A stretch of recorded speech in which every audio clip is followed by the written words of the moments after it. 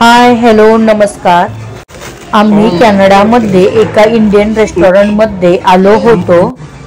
अचानक आमच्या टेबल जवळ ट्विस्टन टेक्स नावाचे आजोबा आले। त्यांनी मुलींना विचारले, तुमचा आवडता कलर आणि प्राणी कोणता?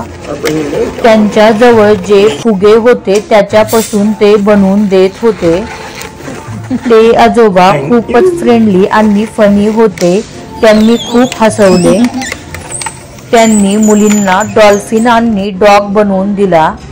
इथे असे कोणी एंटरटेनमेंट केले तर टिप्स देतात। त्यांच्या ड्रेसवरती पण लिहिले होते। जाताना त्यांनी एक कार्ड दिले।